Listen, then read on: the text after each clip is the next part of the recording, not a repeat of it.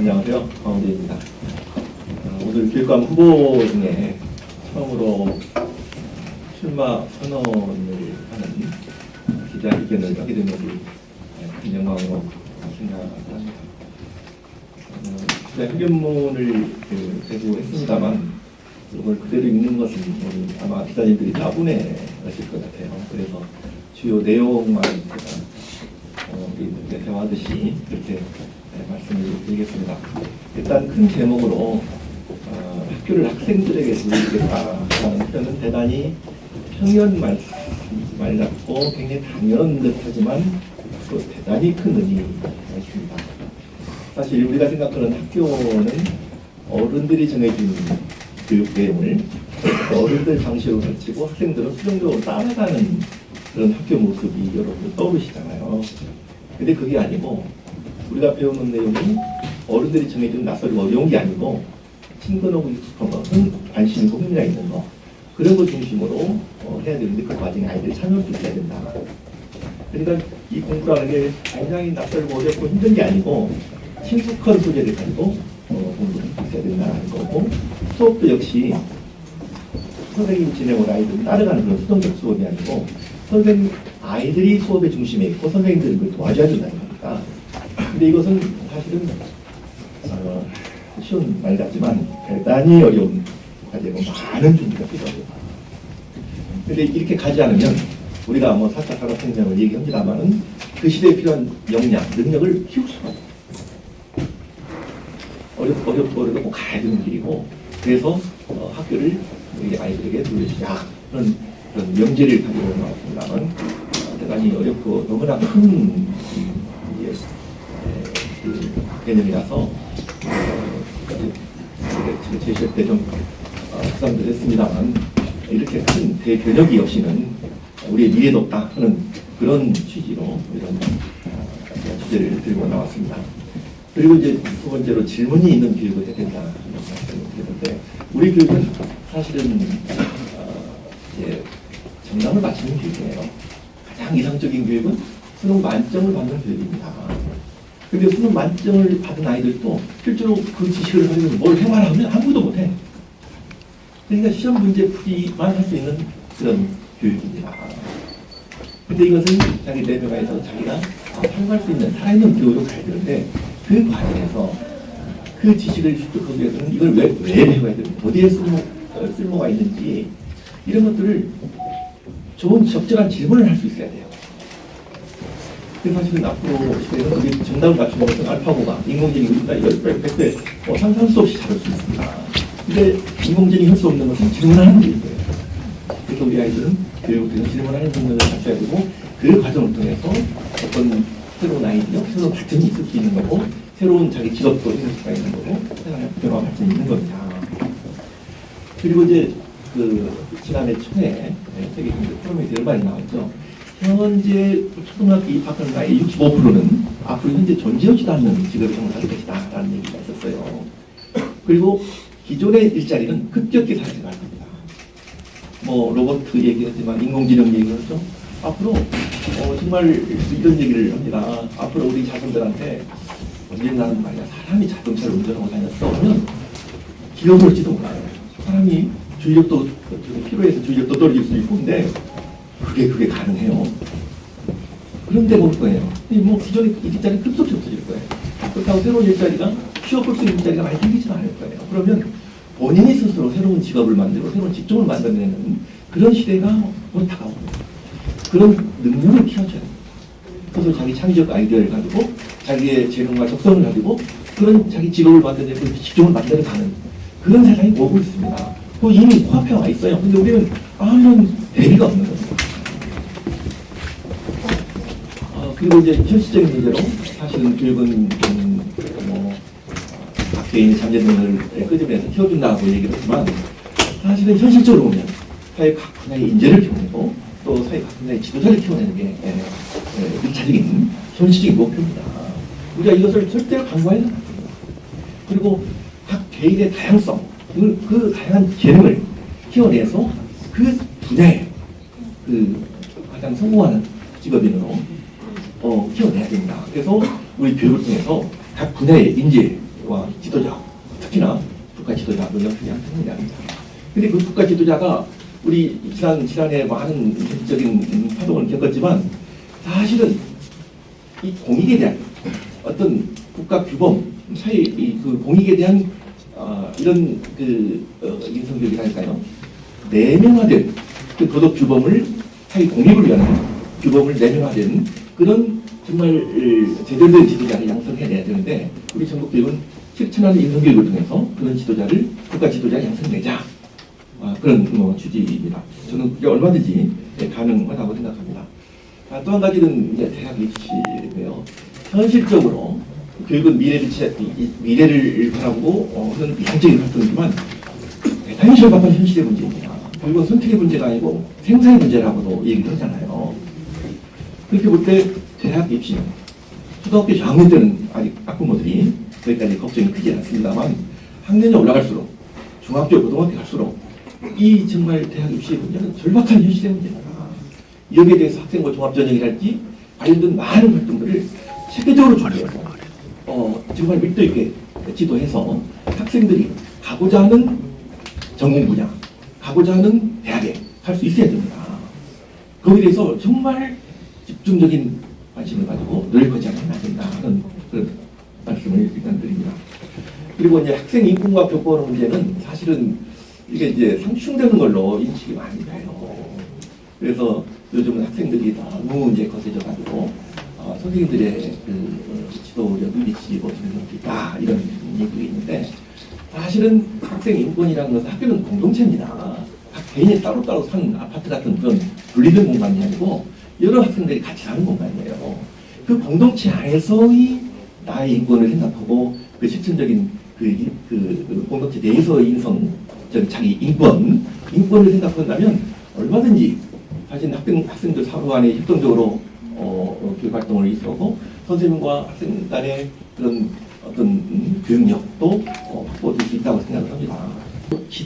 지원하지 않으면 쉽지가 않습니다. 그래서 우리는 이 교단에 있는 선생님들이 자존감을 보고 열정적으로, 자발적으로 열정적으로 아이들 지도할 수 있는 그리고 또 지도가 먹히는 물론 일방적인 건 아닙니다. 상호적인 거예요. 근데 그 선생님이 그런 이제 자세로 학생들을 지도하게 되면 학생도 도망갑니다. 상호작용 하는 것이죠. 그래서 저는 학생 인권과 교권은 같이 갈 수 있다라고 생각을 합니다. 그다음에 학교 폭력 문제는 사실 이 사안이 발생하면 학교 전체가 그냥 스톱될 정도로 대단히 중대한 문제입니다. 학교 교육이 정말 많이 들 정도로 사안이 커지고 이제 과일 싸움이 어려운 싸움이 되고 이게 법적인 문제로 비화되고 하면 선생님들이 그것 때문에 도저히 감당이 안 되고 휴직하는 분들도 계세요. 이건 절대 있을 수 없는 일입니다. 있어서는 안 되는 일이죠. 그래서 학교 폭력을 원천적으로 예방하는 것도 이 선생님들의 지도는 한계가 있습니다. 물론 굉장히 지속적이고 세심하게 지켜보고 지도를 해야죠. 그렇지만 이 학교 폭력이라는 게 선생님 눈길이 미치지 않는데요. 은밀하게 이루어지거든요. 그래서 학생들 상호 간의 자유통제 기능, 자정 기능이 굉장히 중요합니다. 그걸 활성화시켜야죠. 그렇게 해서 원천적으로 예방을 하고 이런 사안이 발생했을 경우에는 즉각 사실 학교에 있는 선생님들이 그런 사안을 언제 한번 해보게 됐습니까? 법적인 문제로 막히가 되는데 감당이 안 되는 거예요. 전문가 집단이 상담 선생님부터 법 전문가까지 즉각 투입해서 사실상 그 과정을 책임지고 수행하면서 100%는 아닐 거예요. 왜냐하면 선생님이 항상 일차적인 지도 책임자로서 관여를 안 할 수가 없어요. 그 상황을 같이 공유하고 할 필요가 있습니다. 그렇지만 사실상 그 사안 해결에 있어서 도교육청과 지원청의 전문가 집단이 즉각 투입돼서 그걸 해결을 해 가야 된다고 생각합니다. 학교 자치는 대단히 중요한 문제입니다. 그런데 이 학교 자치를 통해서 저는 중점을 두고 있는 것이 학교 교육력을 높일 수 있느냐 여부에 저는 중점을 두고자 합니다. 이 학교 자치의 중심에는 학생이 있고 우리 선생님들이 있고 우리 학부모도 있을 수 있고 여러 관련 집단이 있을 수 있는데 결국은 이 실질적인 또 진지한 의미 학교 자치를 통해서 정말 모든 관련된 주체들이 아이들 교육을 어떻게 하면 좀 더 내실있게 할 수 있는지에 대한 합의를 이루고 그 각 관련 주체들이 집중적으로 아이들 지도를 정말 세심하게 해갈 수 있는, 즉 학교 교육력을 높이는 방향으로 학교 자치를 실현해야 된다는 생각이 듭니다. 그리고 이제 마지막으로 이제 그 소위 이제 불공이라는 표현은 아름다운 용어는 아닙니다만은 어쨌든 교육감은 전 국민의 교육감이라고 생각합니다. 일부 국민의 교육감이 아닙니다. 그렇다면 사실 교육감 역할은 교육 행정가적인 역할이 굉장히 커요. 그렇지만 동시에 선거 과정을 통해서 선출된 그 정치적 또 역할도 해야 됩니다. 그렇다면 입장이 다르고 의견이 다르지만 이해관계가 다르고, 그렇지만 교육감의 입장은 모든 도민의 대표로서 모든 도민과 소통을 해야 됩니다. 그런 점에서 기존에 그런 지속적으로 우리가 관찰했고 거론해왔던 이 소위 북동행정은 정상돼야 된다고 생각을 합니다. 그리고 이제 대학 교수직과 교육감직, 초중등 교육을 담당하는 교육감직은 사실은 대단히 차이가 큽니다.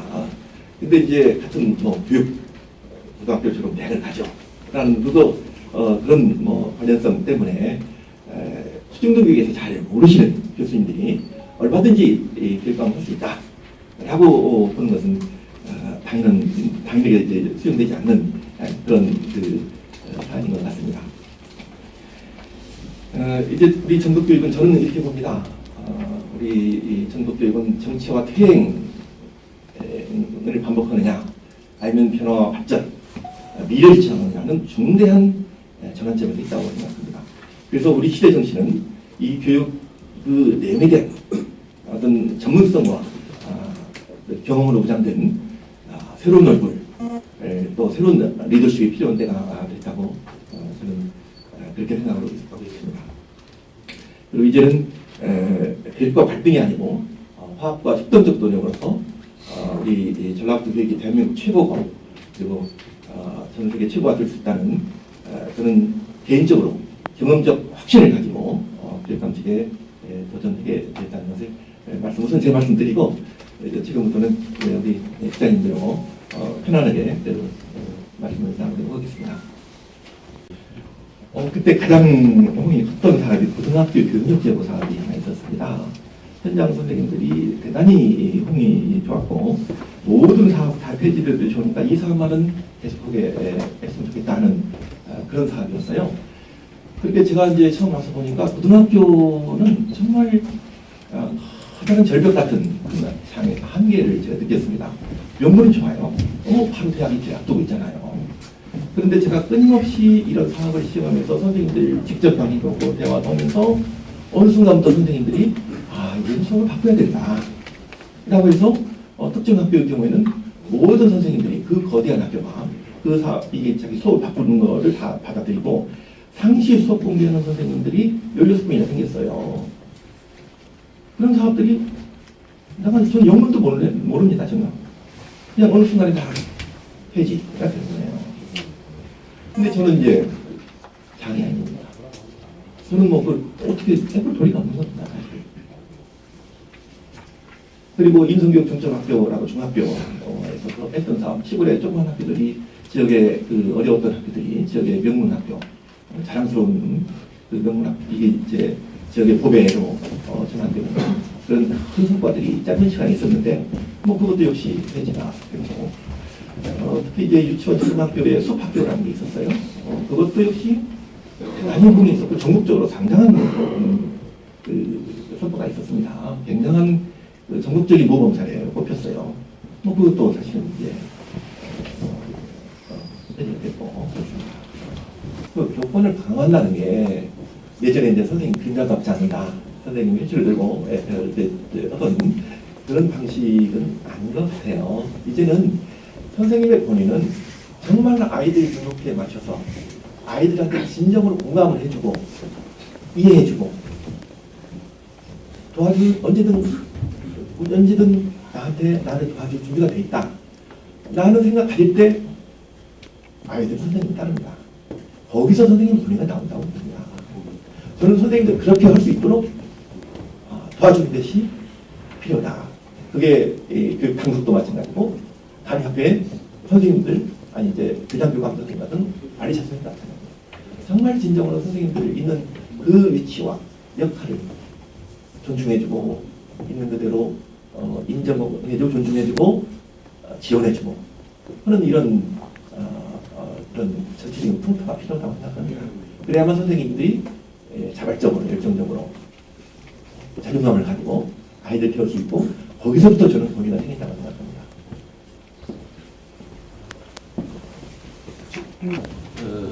그에 대한 대책은 혹시 가지고 계신지, 지금 일반적으로는 교권을 좀 강화한다 그런 공약들을 많이 내세우잖아요.